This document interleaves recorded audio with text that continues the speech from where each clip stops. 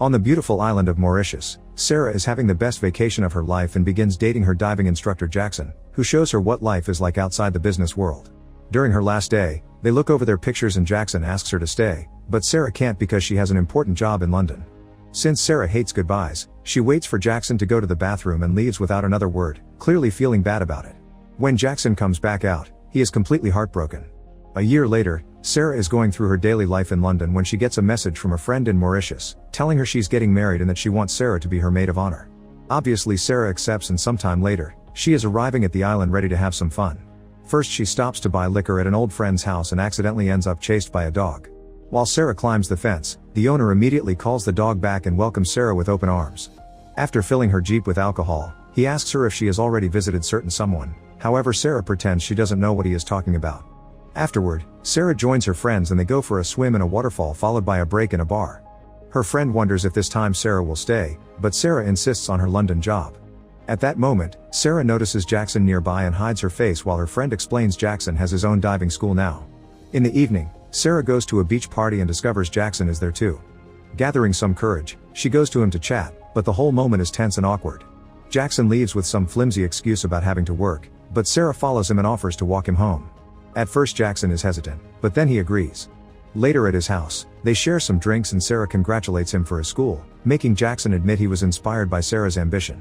As the night goes on, Sarah and Jackson find themselves sharing many sweet moments, causing Sarah to admit she has missed him. However, Jackson is angry, explaining he doesn't see the point in being with her if she will just leave again. When Sarah says Jackson could come with her to London, he points out he would never be happy there.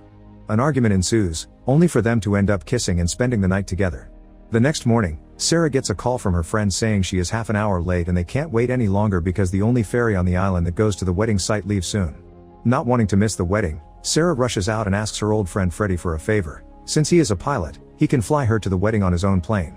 Jackson joins the flight because he is also going to the wedding, but he is in a bad mood because Sarah left again without a word. Once they are up in the air, Freddie tells Sarah to sit in the co-pilot seat so they can catch up.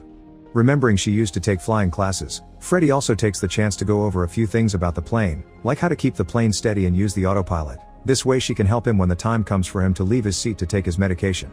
They also share a bit about the state of their lives, and Freddie confesses he is still grieving his dead wife, of whom he keeps a picture on the plane. Suddenly Freddie starts coughing and Sarah yells at Jackson to bring some water, but he can't find any.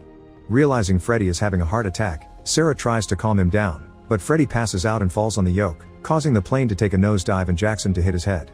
At that moment an oxygen tank comes flying from behind and hits the windshield and the control panel. Jackson comes and pushes Freddie off the pilot seat while Sarah grabs the yoke and desperately tries to remember what Freddie told her to get the plane to go higher and keep it steady ahead. Luckily, the plane gets stabilized right before it collides with the ocean. Then Jackson tries to help Freddie with CPR, but there is nothing that can help him now, he is just dead. He wonders if Sarah can fly the plane and she confesses she only had a couple of lessons 2 years ago, so she can't do much. She assesses the damage and sees that the GPS is broken, so the couple tries their phones, but they have no signal up there. Next they try the radio a few times, but they get no answer, and when they try the autopilot, it turns out it is broken too. To make matters worse, they only have half a tank of fuel left, which may not be enough to get them somewhere safe. At least the compass works, so using their watches, they try to calculate the direction they had been going before and set a timer for when they will turn the plane again. Unfortunately, a huge dark storm suddenly appears in front of them, and Sarah doesn't know what to do. At that moment, someone named Samuel comes through over the radio. Sarah tells him that they are flying the plane and that Freddie died, but the signal gets lost when the plane begins getting closer to the storms. After a few seconds of static, Samuel comes back and says that the storm is too big to fly around, but before he can give them some tips, the signal is lost again. Jackson switches seats with Sarah so she can have the pilot spot, but she still doesn't know what to do and suddenly a lightning bolt hits the plane, making it shake as it crosses the darkness. Barely keeping control, Sarah decides she will try to fly above the storm, ignoring Jackson when he is afraid they are going too high. After lots of effort, Sarah manages to guide the plane in the right direction and soon they reach the clear sky. Sadly, the altitude also makes them feel sick. Sarah struggles to see clearly and passes out, sending the plane into another nosedive in the storm. Then the plane spirals out of control and the dark clouds don't let them see anything, but Sarah wakes up and never stops fighting with the yoke. After lots of struggling, she manages to level the plane again, only to discover the compass is also broken. Jackson remembers a school project and makes a compass with a needle and some liquid, which gives Sarah the directions she needs to steer properly in the storm. Seconds later they finally come out of the storm, but the fuel left is very low. Sarah remembers the reserve tank and immediately switches to it, but the second fuel tank goes up fast for just a second before it quickly starts coming down. Jackson thinks that there might be a leak in the tank, which is located on the wings of the plane, so he decides to take the risk and go out to fix it after tying his body to the plane with some rope. Sarah doesn't like the idea, but she has no choice but to stay inside and pilot while she watches with fear how Jackson climbs to the front of the plane. There he opens the engine and fuel immediately begins spraying into his face, confirming the leak. He tries applying duct tape, and because of the speed and the wind, it takes him a few tries before getting it right. As soon as the hole is patched up, the fuel gauge stabilizes too. Jackson tries to climb back into the plane but he slips and falls, leaving him dangling under the plane's wing. A terrified Sarah wants to help him, but leaving the yoke alone causes the plane to start swerving. To solve this problem, Sarah takes the seat belt and puts it around the yoke, which manages to keep the plane steady. Then she runs to Jackson and tells him to grab her hand, so he stretches his fingers only to get slammed into the side of the plane. Sarah makes an extra effort and manages to catch him, pulling him inside and discovering his arm got badly wounded during the struggle. In order to clean the wound, Sarah grabs one of the bottles of alcohol meant for the wedding, and Jackson takes a sip before they pour it on the wound, which burns rather badly. To distract him from the pain, Sarah tells him how she always thinks of their time together and uses the chance to crack his arm back into place. Then she creates a makeshift splint from a hanger and wraps his arm with it and bandages while telling him how amazing the stunt he just pulled was. Afterward, they discover the fuel gauge is at 5%, so they decide to keep flying until they find land. Sarah thinks it will be a good idea to lighten the plane so that it uses less fuel, so they start throwing random things out, scaring a few people with a sudden object rain. The idea works and helps the fuel gauge stay steady. At that moment Jackson asks a difficult question, and Sarah she knows he means that they should get rid of Freddie's body too. It makes her feel terrible, but Jackson reminds her their survival is more important. Heartbroken, Sarah puts the wife's picture in Freddie's body and pushes him off the plane, taking a moment to grieve his death. Next Sarah wants to get rid of the alcohol, but Jackson points out it can be used as fuel because it contains ethanol. Sarah thinks it is a good idea and decides she will be the one taking the risk this time, especially since Jackson is hurt. She slowly and carefully climbs on top of the plane and holds onto the wing, where she opens the fuel tank's valve. Jackson passes the bottle to her, but the wind is too strong and the bottle flies out of her hands. Jackson quickly tries again and this time it works. One by one Sarah pours 3 bottles into the valve.